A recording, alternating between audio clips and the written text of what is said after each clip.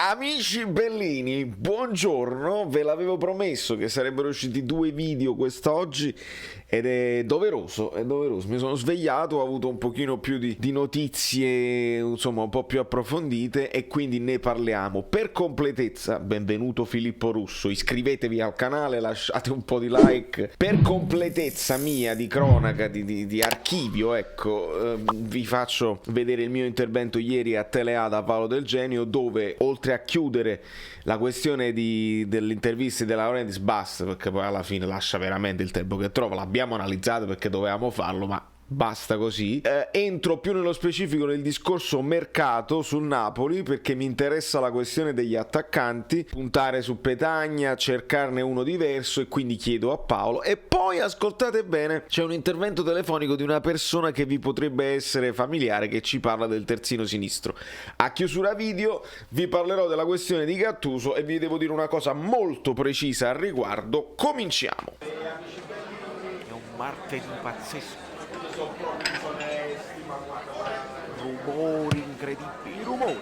Eccoci qui per gli ultimi 20 minuti, però abbiamo un collegamento con Valerio da New York. Andiamoci subito da Valerio da New York. Ciao Valerio. Ciao Paolo, ciao Antonio, ciao Claudia. Ciao. Ciao, ciao. Allora, sono molto contento della trasmissione, di come sta andando stasera, perché si parla di calcio di campo. E quindi meglio, anche perché io volevo fare un appello, insomma, ai tifosi del Napoli: non diamo non facciamo troppi pensieri su quell'intervista a Fiume di De Laurentiis, perché veramente ha detto tutto e il contrario di tutto a distanza di 5 minuti da una frase all'altra, perché veramente anche contraddicendosi, perché non lo incalzavano sulle risposte. Ma tu sei anche tu un ragazzo molto intelligente, come l'amico che ha chiamato prima. Questo mi fa molto piacere, che il pubblico che ho io, lo dico sempre, mi fa piacere, sono orgoglioso, perché la qualità del pubblico è una cosa importante, vuol dire che hai proposto un prodotto di un certo livello. Detto questo, io ho notato una cosa, che è una sfumatura, che stesso lui ieri ha ripetuto un sacco di volte al termine di quello che diceva, ma è chiaro? Cioè, forse pure lui incomincia a capire che a volte la chiarezza non è il suo pezzo forte. No, ma ieri, però non lo ammetterà mai a se stesso, era freudiano, quello è chiaro. Faccia capire perché lui ci è andato, ma come ha ragione Valerio. Vai Valerio. No, è perché poi, per esempio, nel finalissimo lui dice il calcio è vecchio, però nel dire il calcio è vecchio lui parla di Sky che entra negli spogliatoi. Sì. È tutto il contrario, quello è un calcio nuovissimo, perché non si entrava. Sì, lui dice una volta che dobbiamo sfruttare i diritti, invece di andare a... ripeto, sto parafrasando, non userei questo linguaggio, a palla moscia e pisello a destra, invece di parlare di riprendere questo, dice lui. Vabbè, anche Manolas che prega, ha detto. C'era il sacro e profano, ha mischiato sacro e profano. È partito da Manolas che pregava e è andato a finire a palla e pisello. Però onestamente, Vale, ma tu hai ragione tu, ma ci possiamo veramente noi, possiamo metterci a commentare arrabbiati, non è meglio come stiamo facendo noi a farci pure una risata, che non è mancanza di rispetto nei confronti della Laurentiis. No, ma io credo che anche lui vogliamo anche un po' far ridere, credo. Ma lui l'unica cosa che non vuole fare... Mi preoccupo chi va a analizzare un'ora e mezza di convegno nel dettaglio. Io l'unica cosa... No, però in buona fede, almeno tu. No, io l'unica cosa che penso di De Laurentiis, se lui ci riflette, non lo so. Però se viene fuori così naturale o se viene fuori avendo fattoci lui stesso una profonda riflessione. Dice: io voglio captare benevolenza, io voglio risultare simpatico, sono pronto col mio modo di essere e di fare a ottenere questo? No. Allora preferisco scuotere la sensibilità delle persone. Sì, è vero, con l'antipatia, con la cosa scomoda. Ma anche con immagini forti, a volte usa veramente una retorica forte. Se uno non ci riesce, cioè io penso che se provava a fare quello che faccio io come mestiere, gli andava proprio male. Sì, però dico, lui spesso per altri mestieri... è un provocatore, quando per esempio usa pure quelle parole citate prima, non mi ripeto, no. E anche quando dice sono io il vostro Cavani, quando fa queste uscite tra virgolette, è un uomo di cinema, lo sa che si acchiappa qualche male parola, lo sa. Sa che, ma va alla ricerca addirittura. Esatto, lo fa provocando secondo me ed è una modalità di comunicazione. Comunque secondo me, piacere, per chiudere l'argomento De Laurentiis, noi né lo dobbiamo santificare, né lo dobbiamo santificare ogni cosa che dice, perché alcuni lo fanno, alcuni riescono a trovare la genialità, il fatto di essere visionario in delle cose. Ha detto pure belle cose su Napoli, ma noi lo sappiamo. Cose abbastanza normali, buone sì, ma insomma tutta questa enfasi su ogni cosa che dice mi sembra veramente servilismo. In un altro, mi sembra servilismo, così come hai ragione tu, disperarci, amareggiarci, prendercela così pure mi sembra esagerato. Passiamo un po' al campo. C'è una domanda a cui non ho mai saputo rispondere, quindi ve la estendo.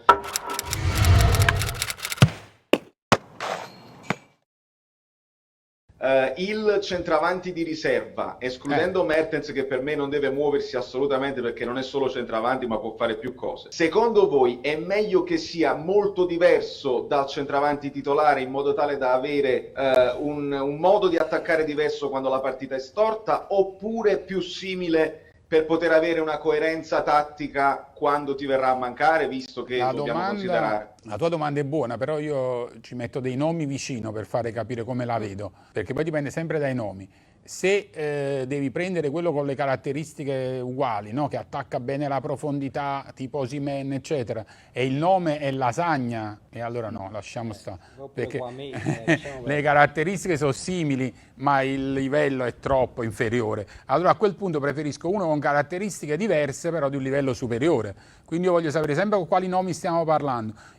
Se poi i nomi sono tutti buoni, io ti direi prendiamo con le stesse caratteristiche, se i nomi a parità di livello, però visto che è difficile la parità di livello, io mi prendo sempre quello meglio e poi non fa niente se è un poco diverso. Anche se il centravanti è un giocatore che è molto importante per il gioco della squadra, i movimenti che fa sono fondamentali, quindi cambiarli molto. Noi abbiamo visto che la squadra poi ha fatto un po' fatica a sfruttare le caratteristiche, eppure ce le ha le sue qualità di Petagna. Sì.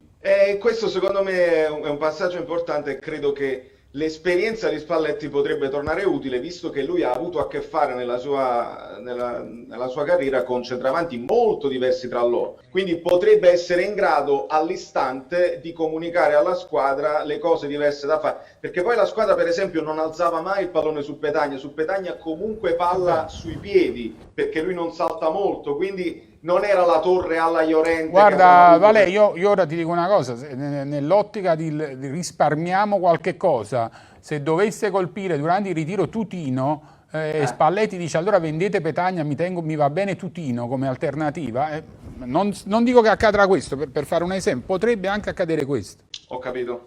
Dobbiamo stare molto molto attenti secondo me alla questione Coppa d'Africa, perché oltre a Osimhen c'è anche Koulibaly. Se Gulam dovesse recuperare, recupera proprio per la Coppa d'Africa, quindi certo. Come dice De Laurentiis, li pago io ma li usate voi in nazionale, e quindi praticamente credo sia arrivato il momento secondo me per il Napoli almeno di occupare le caselle che sicuramente sono già vuote, il centrocampista centrale che va via, il terzino, quello là perché Jusai è andato, e non vorrei che addirittura si ripensasse a un Maksimovic da rinnovare. Non credo, pare di no. Grazie Valerio. Grazie a voi sempre. Ciao Valerio. Grazie. Ciao, Fabio, ciao. Buonasera a tutti. Buonasera. Ciao Paolo. Buonasera, ciao. Io sono un amico di Valerio, il Caffè Napoli mi sono fatto un membro del suo canale.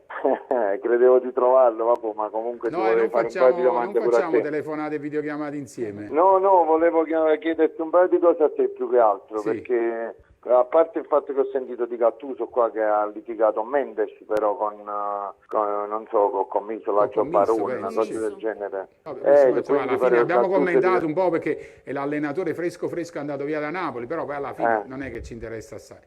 Quello che volevo chiederti io più che altro, perché io ti seguo da tantissimo, ma è mai possibile che da Mazzarri credo in poi Napoli si porta dietro questo problema dopo l'infortunio di Gulam? È possibile che non si riesce a trovare un terzino pure in Serie B, magari italiano, che può coprire quel ruolo, oppure tipo per dire quello di Bologna? Hai ragione. Allora, hai ragione. B, ti spiego che cosa è successo, perché il Napoli ha commesso questo errore, perché di errore si tratta, però c'è una spiegazione, non è abbiamo voluto sbagliare. La spiegazione è che ogni anno hanno creduto che Ghulam potesse veramente recuperare e che hanno pensato, a volte anche a giusta ragione, che comunque Mario Rui nei due non è male. Allora, titolare inamovibile Mario Rui è un po' pesantuccia come cosa per Mario Rui, ma che nei due esterni sinistri di una squadra ci possa essere uno come Mario Rui non lo vedo, ma io sinceramente ripeto, ogni volta che dico questa cosa so che contemporaneamente mi becco un po' di impopolarità, perché su Mario Rui oramai non si può parlare, però io lo dicevo ieri e lo ripeto adesso, dobbiamo essere tutti quanti onesti in questa cosa. Se i due errori che ha fatto l'ottimo Yusai, però ha fatto due errori che ci sono costati la Champions, e abbiamo parlato della squadra, abbiamo parlato di tutto, però Yusai era simpatico ai tifosi del Napoli, se l'è meritato, ma era simpatico. Mario Rui è antipatico, se li faceva lui lo volevamo crocifiggere in piazza. A me questo non piace sinceramente, dobbiamo essere equi con... questo non mi piace. No, io quello che volevo chiederti, visto che si è preso Di Lorenzo a destra, che ovviamente diciamo è anche fisico più che altro, non è meglio prendere tipo quello del Bologna, là, come si chiama, Jaik, là, che è altissimo, oppure come si chiama quello dell'Inter, dello Spezia, là, che, come si Bastoni. chiama? Bastoni. Che comunque è alto, capito? Non lo so, guarda, si è parlato anche di Nico Iannis del Cagliari, si è parlato di soluzioni, non lo so, guarda, sul terzino sinistro vediamo che cosa succede, vediamo se il Napoli prima di andare su qualche altro obiettivo sta vedendo se è possibile Emerson Palmieri, io la vedo difficile per l'ingaggio. Capito quello che dico? È sempre basso, io parlo di fisicità, solo con Ancelotti il Napoli è riuscita a mettere centimetri, che sia a centrocampo, pure in difesa, capito che ti voglio dire? Sì, gli attaccanti, tolto Milik, se non veniva Osimhen, diciamo, avevamo sempre il problema dei funamboli, tutti bassi. Ma io poi sono sicuro di una cosa, guarda Fabio, ti saluto e ti ringrazio. Sì, ti ringrazio anche io, buonasera, ti ascolto la risposta, ciao. Io sono sicuro di una cosa, Antonio e Claudia, ricordatevi sta cosa. Quest'anno il Napoli prende un terzino sinistro, questo è l'anno che recupera Ghulam.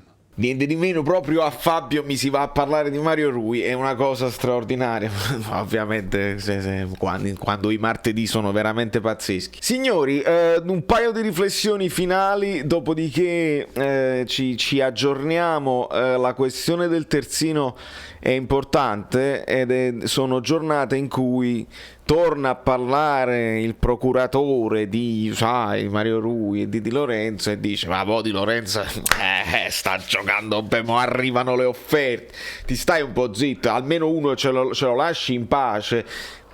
I rumori, i cani, cioè io ricordo che tu sei lo stesso che per anni e anni hai detto che Yusai lo voleva il Bayern di Monaco, lo voleva il Paris Saint-Germain, il Barcellona, e tutte queste offerte. Yusai adesso costa 0 e la Lazio ancora non, probabilmente la Lazio, perché Sarri è l'unico che se lo accolla, che lo conosce bene e sa come farlo rendere, ma il Paris Saint-Germain non è più interessato a Yusai a 0, è un affare, 27 anni, è un affare duttile. Perché tutte queste squadre, se lui è un top player, non se lo sono pigliate quando arriva in scadenza a 0? Idem va detto per Maksimovic, come mai tutte queste squadre non se le stanno pigliando? Poi si accaseranno sicuramente, ma ragioniamo anche su questo fatto qua quando si parla di procuratori, e i procuratori assieme alle televisioni, questa è la riflessione che dobbiamo fare, sono quelli che comandano il calcio. E la questione Mendes, Gattuso, commisso, in questa ottica è molto triste, perché a me arriva la notizia che nell'accordo, quando Mendes fa firmare Gattuso con la Fiorentina, c'è un accordo all'interno, cioè io ti porto Gattuso, te lo faccio firmare, che a quanto pare Gattuso non era convintissimo al 100%, perché ricordate che c'è stato un pochino di tira e molla, andi rivieni. Mendes dice: sì, te lo faccio arrivare, te lo convinco io da procuratore suo, però ti devi pigliare 5 giocatori miei, commissioni eccetera eccetera, così. Però se la Fiorentina accetta questa cosa qua, poi lo devi fare. Se poi invece vieni meno, tu Fiorentina, all'accordo che hai preso col procuratore, che è sbagliato, allora che si fa? Poi si parla di parole grosse che sono volate, ovviamente, ma la cosa più triste è il patto di riservatezza. Quando tu annunci il divorzio e non mi dice se Gattuso se n'è voluto andare, se tu l'hai voluto cacciare, non mi spiegate bene, io voglio sapere, a me non mi interessa la Fiorentina, Gattuso non mi interessano più, ma io voglio sapere le cose del calcio. Perché perché ce le dobbiamo inventare? Perché deve esistere un patto di riservatezza e nella clausola non si può parlare più? Oh, ci avete rotto il calcio, basta, fateli parlare le persone. Ma che è sta mafia, sta omertà? La volete, calcisticamente parlando ovviamente, basta, veramente basta, perché poi io voglio anche giudicarlo. Non mi piace Gattuso che ha fatto questa scelta, benissimo, ma mi fate sapere com'è andata, perché magari Gattuso benvenuto Naps. Magari Gattuso arriva alla Fiorentina e gli chiede: sì, commisso, io vengo, lascio una squadra quinta in classifica, vengo in una squadra che si è salvata, ma me lo conservi Vlahovic? Questi 4-5 giocatori sono inutili, li vendiamo e li sostituiamo con un altro se tu vuoi andare in Europa, altrimenti che vogliamo fare? Un'altra salvezza così e così? Se queste sono state le richieste di Gattuso e Commissi ha detto sì, non ti preoccupare, do not worry, e poi alla fine poi non fai quello che erano nei patti, fa pure bene un allenatore ad andarsene. Conte lascia la Juventus a una settimana dall'inizio del campionato perché non gli convinceva più il progetto, il ristorante, 10 euro eccetera eccetera. Lo stesso Conte lascia anche l'Inter, lascia una squadra vincente, vittoriosa, perché non ha le garanzie del mercato. Questi sono allenatori vincenti, mentre Gattuso ha un caratteraccio. Non capisco. Però alla base di tutto ci deve essere questa cosa, questo potere che hanno dato ai procuratori, che è triste, e l'omertà, che è tristissima, perché veramente io non ce la faccio più, e spero che Gattuso resti senza contratto, senza squadra, così magari riesco ad intervistarlo, a chiamarlo in privato, ma poi mi risponde: non te ne posso parlare perché nel contratto così.